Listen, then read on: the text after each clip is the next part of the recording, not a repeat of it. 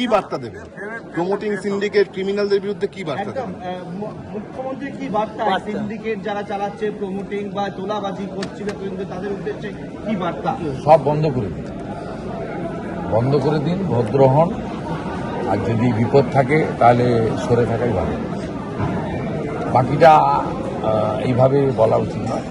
সোমবার দিন আমি অফিস করব, আমাদের মন্ত্রিসভার প্রথম বৈঠক হবে, 5 জন মন্ত্রীকে দপ্তর বরাদ্দ করব এবং প্রশাসনিকভাবে কাজ শুরু করব, সেই দিনই বলব। ভোটের আগেই চোর ডাকাত শুনতে হয়েছিল সাধু সন্ন্যাসীদের। নির্বাচনের মেইন হিরো তিনি, আপনার উপদেষ্টা, কি বলবেন এই বিষয়ে? যারা মানে বাংলার অত্যন্ত মেধাবী আইএস অফিসার, তাদেরকে তো মমতা বন্দ্যোপাধ্যায় ব্যবহার করেননি। সঞ্জয় মিত্রকে বাংলা ছাড়তে হয়েছে, মলয় দে মহোদয় ওনার প্রস্তাব প্রত্যাখ্যান করেছেন, এত করাপ্টেড গভর্নমেন্ট ছিল।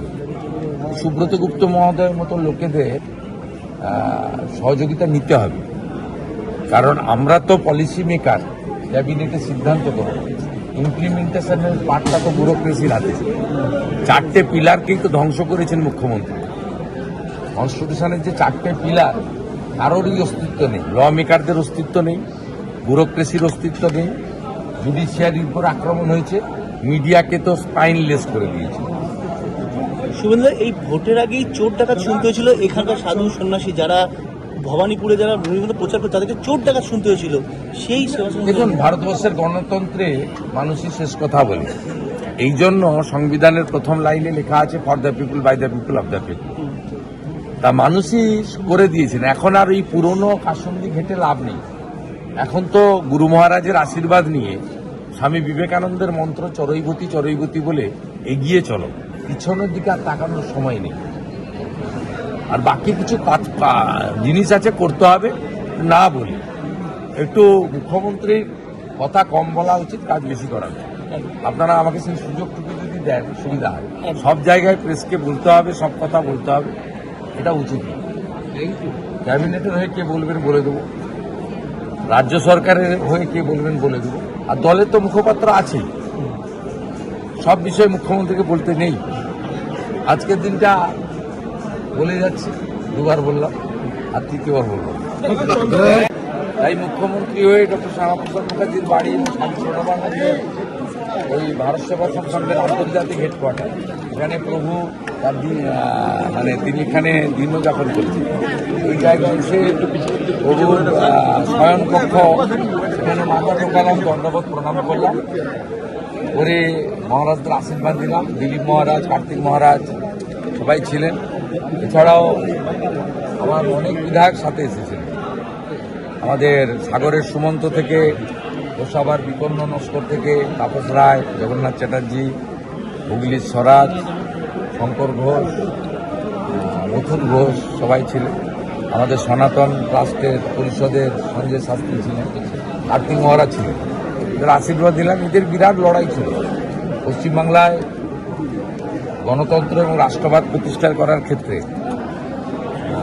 আপনার লক্ষ লক্ষ কণ্ঠে গীতা পাঠ থেকে শুরু করে নানা ধরনের কাজ এরা করেছে। এই জাগরণ যে ঘটেছে, রাষ্ট্রপতি নাগরিকরা যে ঐক্যবদ্ধ হয়ে ভোট দিয়েছে, এক্ষেত্রে স্বামী প্রণবানন্দের আদর্শিত ভারত সেবার সঙ্গে সঙ্গে সক্রিয় একটা আশীর্বাদ আমাদের উপর ছিল। তাছাড়া আমার সঙ্গে এই আশ্রমের সম্পর্ক 2013 সাল থেকে।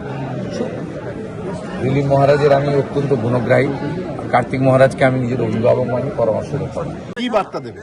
প্রমোটিং সিন্ডিকেট ক্রিমিনালদের বিরুদ্ধে কি বার্তা দেবে? মুখ্যমন্ত্রী কি বার্তা সিন্ডিকেট যারা চালাচ্ছে প্রমোটিং বা তোলাবাজি করছিল তাদের উদ্দেশ্যে কি বার্তা? সব বন্ধ করে দিন, বন্ধ করে দিন, ভদ্র হন, আর যদি বিপদ থাকে তাহলে সরে থাকাই ভালো। বাকিটা এইভাবে বলা উচিত নয়। সোমবার দিন আমি অফিস করব, আমাদের মন্ত্রিসভার প্রথম বৈঠক হবে, 5 জন মন্ত্রীকে দপ্তর বরাদ্দ করব এবং প্রশাসনিকভাবে কাজ শুরু করব, সেই দিনই বলব। ভোটের আগেই চোর ডাকাত শুনতে হয়েছিল সাধু সন্ন্যাসীদের। নির্বাচনের মেইন হিরো তিনি, আপনার উপদেষ্টা, কি বলবেন এই বিষয়ে? যারা মানে বাংলার অত্যন্ত মেধাবী আইএস অফিসার, তাদেরকে তো মমতা বন্দ্যোপাধ্যায় ব্যবহার করেননি। সঞ্জয় মিত্রকে বাংলা ছাড়তে হয়েছে। মলয় দে মহোদয় ওনার প্রস্তাব প্রত্যাখ্যান করেছেন, এত করাপ্টেড গভর্নমেন্ট ছিল।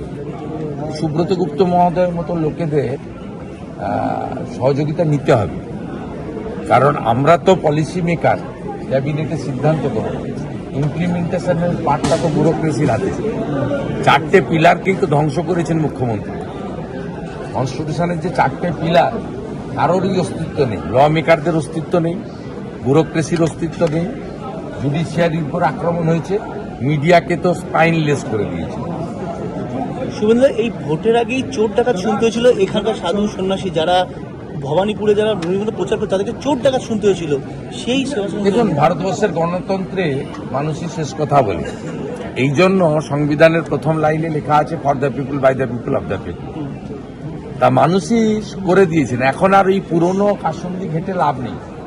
এখন তো গুরু মহারাজের আশীর্বাদ নিয়ে স্বামী বিবেকানন্দের মন্ত্র চরৈবতী চরৈবতী বলে এগিয়ে চলো, পিছনের দিকে আর তাকানোর সময় নেই। আর বাকি কিছু জিনিস আছে করতে হবে, না বলি একটু মুখ্যমন্ত্রীর কথা কম বলা উচিত, কাজ বেশি করা উচিত। আপনারা আমাকে সেই সুযোগটুকু যদি দেন সুবিধা হয়। সব জায়গায় প্রেসকে বলতে হবে, সব কথা বলতে হবে, এটা উচিত না। ক্যাবিনেটের হয়ে কে বলবেন বলে দেবো, রাজ্য সরকারের হয়ে কে বলবেন বলে দেবো, আর দলের তো মুখপাত্র আছেই। সব বিষয়ে মুখ্যমন্ত্রীকে বলতে নেই। আজকের দিনটা বলে যাচ্ছে, দুবার বললাম আর তৃতীয়বার বললাম। তাই মুখ্যমন্ত্রী হয়ে ডক্টর শ্যামাপ্রসাদ মুখার্জির বাড়ি ওই ভারত সেবাশ্রম সংঘের আন্তর্জাতিক হেডকোয়ার্টার, এখানে প্রভু তার তিনি এখানে দিনযাপন করেছেন।